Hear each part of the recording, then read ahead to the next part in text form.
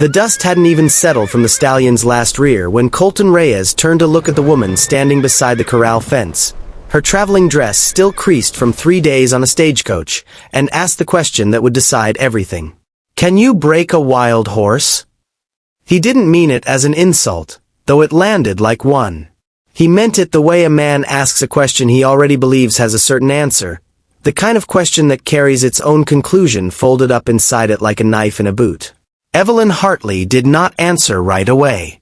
She watched the black stallion instead, watched the way his nostrils flared red at the edges, the way his ears pinned flat against his skull whenever a man came within 20 feet of the rail, the way the muscles beneath his coat trembled not from fear but from something closer to fury.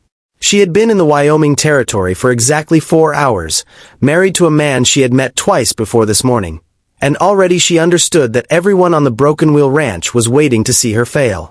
The marriage had been arranged the way such things were arranged in 1874, through letters exchanged over 8 months between her father in Boston and Colton's father, old Silas Reyes, a cattle baron who had built his fortune on stubbornness and good grass.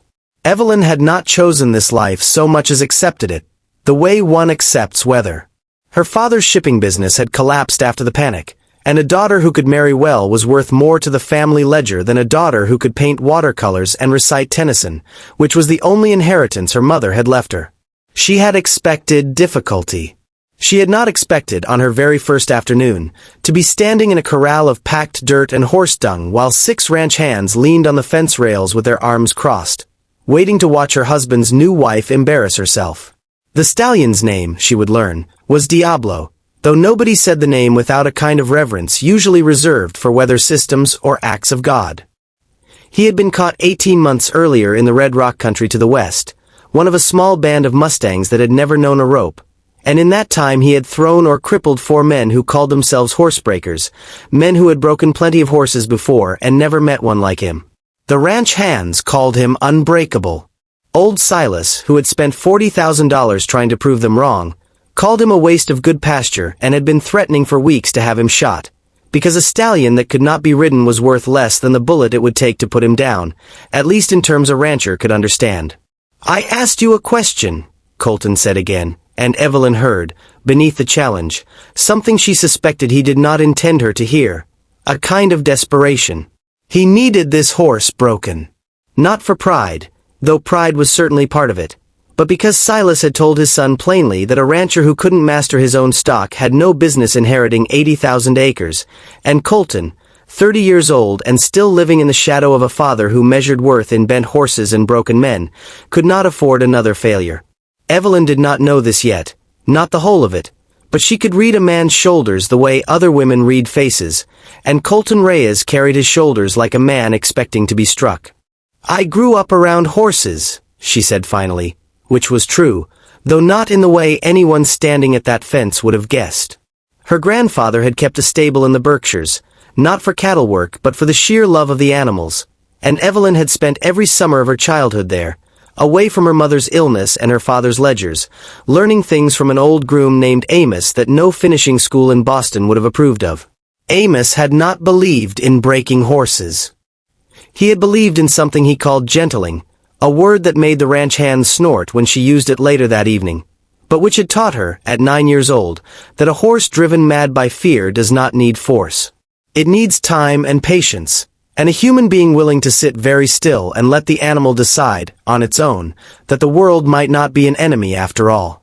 "Gentling," Colton repeated, when she explained herself, and something flickered across his face that was not quite a smile but was adjacent to one, the expression of a man who has just heard a word so foreign to his experience that he isn't sure whether to laugh at it or lean toward it. "This isn't a petting horse, ma'am. This is a wild stud that's put 3 men in the doctor's care and 1 man in the ground." "Then perhaps," Evelyn said, surprising herself with the steadiness of her own voice, 3 men and 1 grave suggests the method wants reconsidering, not the horse." A ranch hand named Pruitt laughed out loud at that, a short bark of a laugh quickly swallowed when Colton's eyes cut toward him, but the laugh had already done its work, because Evelyn saw something shift in her husband's face.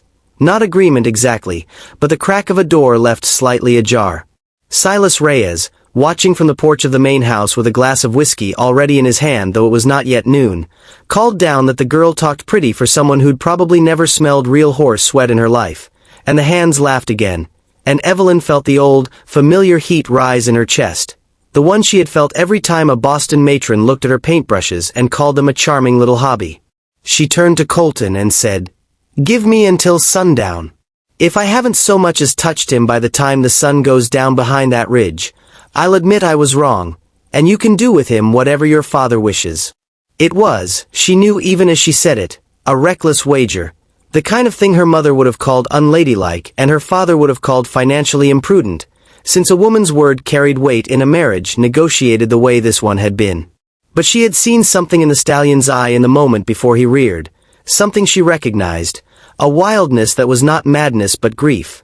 The grief of a creature who has been handled only by men who wanted to conquer him and never once by anyone who wanted to understand him. She knew that grief.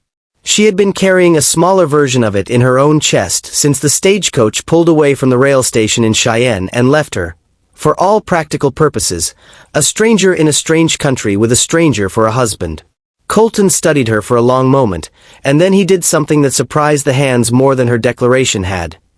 He nodded and told the men to clear off, to give her the corral, and if she got herself killed it would be her own damn business and not theirs to gawk at.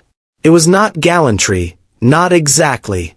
Evelyn understood later that Colton had simply calculated, the way ranchers calculate everything, that a wife with a broken neck was a worse outcome for the family's reputation than a wife who made a fool of herself in private. And either way, letting her try cost him nothing but an afternoon he would have spent arguing with his father regardless. She changed out of her traveling dress in the small room that would be hers, theirs, though the word still felt foreign in her mouth, and put on a plainer dress of dark, sturdy cloth, one she had brought precisely because some instinct told her that a life in the territory would require clothes that could survive dirt. She left off the corset that pinched her ribs and instead wore a simpler bodice her Boston dressmaker would have been horrified by, and she pulled her hair back into a low knot rather than the elaborate arrangement she'd worn for the wedding, though a few loose curls escaped no matter how she pinned them, framing her face in the wind. Then she walked back out to the corral alone, climbed the fence, and sat down in the dirt roughly 30 feet from where Diablo stood watching her, his sides still heaving, his black coat dark with sweat despite the cool mountain air. She did not approach him. This was the part Amos had drilled into her decades ago and the part every horsebreaker on the Broken Wheel Ranch had apparently never learned. That the animal must be allowed to choose the distance, must be allowed to believe, moment by moment, that nothing was being taken from him. So Evelyn sat in the dirt in her plain dress with her knees drawn up and simply existed in the stallion's field of vision, saying nothing, moving nothing but her eyes, and she stayed that way as the sun crept from directly overhead toward the western ridge, as the ranch hands drifted back to their chores with sideways glances over their shoulders, as Colton himself came and went from the porch 3 separate times, unable, despite himself, to stop checking whether his new wife had been trampled. For the first hour, Diablo paced the far end of the corral, snorting, tossing his head, testing the fence rails with sudden lunges that made Evelyn's heart lurch even as she forced her body to remain still. She talked to him in a low voice, not words exactly, just sound, the same wordless murmur Amos used to use, a sound with no meaning except the meaning of calm itself. By the second hour, the stallion's pacing had slowed.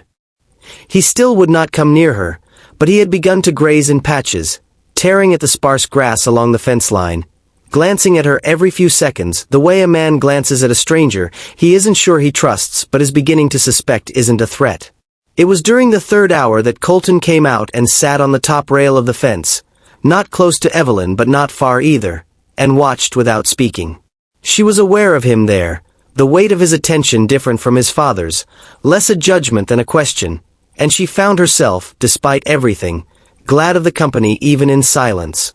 "My grandmother used to say," she offered eventually, not turning her head, keeping her eyes on the stallion, "that anything you try to conquer will spend its whole life trying to conquer you back.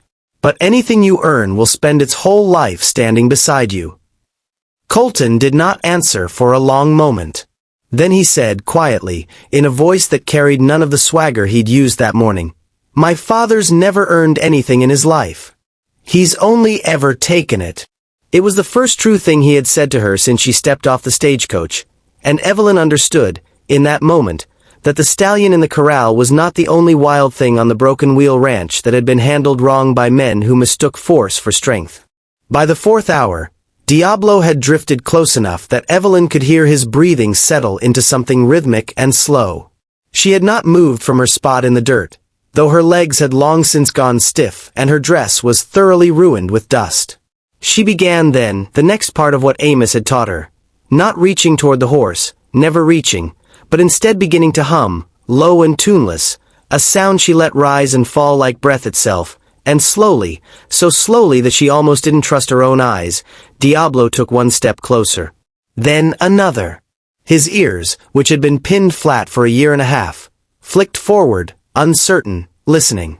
The sun was beginning its long slide toward the mountains when Evelyn finally rose, moving with exaggerated slowness, and instead of walking toward the stallion, she walked away from him, toward the water trough at the corral's edge, and simply stood there, her back partially turned, patient as stone.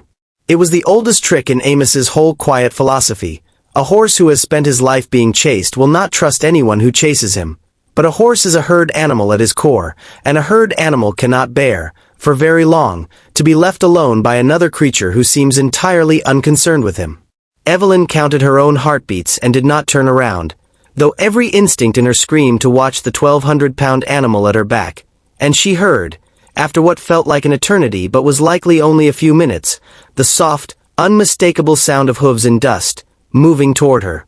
Diablo stopped an arm's length away. She could feel the heat radiating off his body, could hear the great bellows of his breathing, could smell the wild musk of him, sweat and dust and something underneath that was simply horse, simply alive. She did not turn. She did not reach for him. She let him decide, and after a long suspended moment in which the entire ranch seemed to hold its breath, because by now every hand had drifted back to the fence rail, and even old Silas had come down from the porch, his whiskey glass forgotten on the railing, Diablo lowered his great head and touched his nose, gently, almost tentatively, to Evelyn's shoulder. She did not cry, though she wanted to.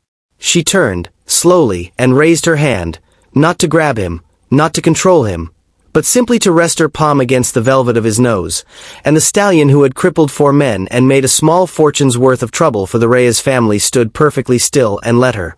The hands at the fence had gone silent. Colton had gone silent. Even Silas, who had never in his life been at a loss for a cutting remark, said nothing at all. It took another hour, as the sky above the western ridge turned the color of a struck match, for Evelyn to work her way from that first touch to running her hand along Diablo's neck, to leaning her weight, briefly and carefully, against his shoulder while he stood trembling but did not bolt. She did not attempt to ride him that evening. That would have been greedy, would have undone in a moment of vanity everything 4 hours of stillness had built, and Amos's voice in her memory was very clear on this point. The goal was never to prove she could ride him. The goal was to prove she could be trusted. And trust, once earned, made everything else, the saddle, the bridle, the reins, even the riding itself, a formality rather than a battle. But she did, as the last edge of sun dropped behind the mountains and the whole sky went gold and violet at once, loop a soft lead rope loosely around Diablo's neck and lead him, step by unhurried step, the full length of the corral and back, the stallion following her the way a man follows someone he has decided, against all his own history, to believe in. Silas Reyes stood at the fence with his mouth slightly open, the whiskey glass hanging forgotten from his fingers, and when Evelyn finally led the horse to a stop in front of him, dust-streaked and exhausted and more herself than she had felt in years, the old man said nothing for a long moment before he finally managed. "Well, I'll be damned." It was not an apology, not exactly, but from a man like Silas Reyes it was close enough to one that Colton actually laughed, a real laugh, surprised out of him. The first sound of genuine warmth Evelyn had heard from her husband since the marriage began that morning in the small church in town. That night, after the ranch hands had finally dispersed to their bunks still muttering in disbelief, after Silas had retreated to the main house shaking his head and already, Evelyn suspected, revising the story in his mind into one where he had somehow predicted this outcome all along, Colton found her sitting on the porch steps, still in her ruined dress, watching Diablo graze peacefully in the corral in the light of a rising moon. He sat down beside her without asking, which she was coming to understand was simply how he did things, testing the ground before committing his weight to it. "You knew you could do it," he said. "This morning, when I asked you. You already knew." "I didn't know," Evelyn admitted. "I hoped. There's a difference, though I understand why a rancher might not see it." She glanced sideways at him. "Your father breaks things because he doesn't know another way to have them. Is that the way you were taught to have a wife, too? Something to be broken and made useful?" Colton was quiet for a long time, long enough that Evelyn wondered if she had overstepped, if the fragile goodwill of the afternoon would curdle now into the resentment she had half expected from the start. But when he finally spoke, his voice was rough in a way that had nothing to do with anger. "I don't know a lot of things about how to have a wife," he said. "I know a little more now about how not to have one. Ask a woman to break something. Watch her gentle it instead." He looked at her then, really looked, in a way he had not managed to do all day amid the noise of fathers and ranch hands and wild horses and expectation. "I'm not my father, Evelyn. I don't want to be. I just never had anybody show me there was a different way to be a man out here." She thought of Amos, of the quiet Berkshire summers, of a philosophy of patience that had seemed, for most of her life, like a private inheritance with no practical use in a world that valued speed and force and conquest above everything else. She had come west believing she was bringing nothing to this marriage but her father's desperate need for the alliance and her own resigned willingness to be useful in whatever way was asked of her. She understood now, watching the black stallion crop grass in the moonlight, that she had brought something else entirely, something the whole territory, in its hard-handed way, had forgotten how to value. "Then let's learn it together," she said. "The different way." And though neither of them said anything more that night, though the marriage that had begun as a transaction between two distant fathers would take months yet to become something neither of them had to force themselves to endure, something began, in that quiet hour on the porch steps with the moon rising over the Wyoming mountains and a once unbreakable horse standing calm in the corral behind them, that felt less like the beginning of a bargain and more like the beginning of a life. By sundown, Evelyn Hartley Reyes had tamed a wild stallion that 4 men in 18 months had failed to touch. It would take longer than that to tame the wilder, more stubborn creature sitting beside her on the steps, the one wearing a rancher's boots and his father's fear of being thought soft. But she had already learned, in that one long afternoon of stillness and patience, that some things worth having were never meant to be broken in a single day, and were all the more worth having for it.